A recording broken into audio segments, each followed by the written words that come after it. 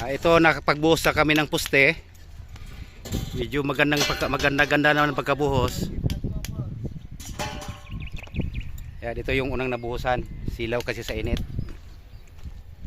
Ayan. Ang ginamit namin na pang forma plywood, siyempre itong plywood pinulik na medyo piki. Tapos ang ginamit namin na pang sinturon, ito lang bakal. Ito mga scrap. Ayan, mga scrap na yan, winilding, parang litiryo. Ayan, ganyan itsura niya, litiryo. Pinag-simpleng welding lang yan. Mga scrap ito dahil yung isang site doon patapos na, yung mga scrap doon na sa bahay na yan na ginagawa din namin isa, ginamit namin. Ngayon ganito yung itsura ng nung ikakabit na siya, yung yun na yan. Sinaklob lang yan, welding. Ito nakasaklob. Yan, sinaklob lang yan sa forma. Tapos nilagyan ito ng 12mm para hindi ganong sumipa kasi medyo madalang ito. Tapos lagyan ng tubo sa kanto. May tubo sa kanto, kabilaang kanto.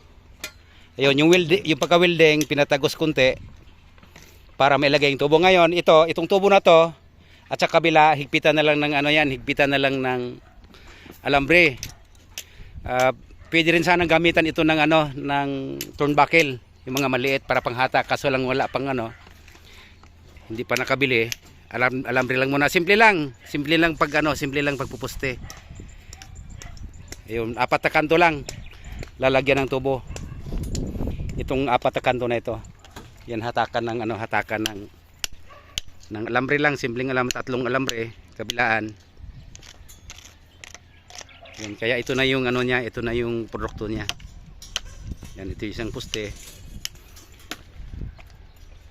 Dalawang gumagawa.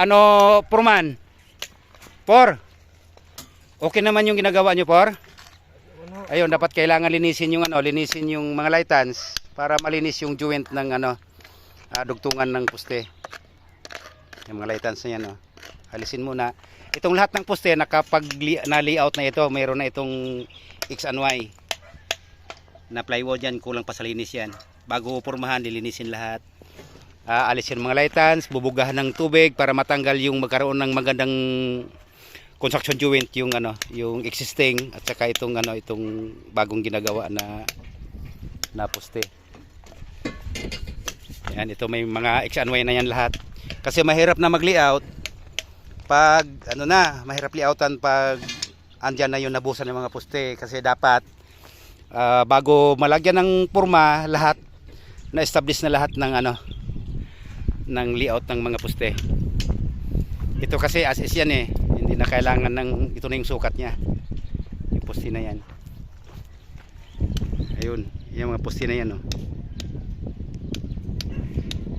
Ayan, maraming salamat.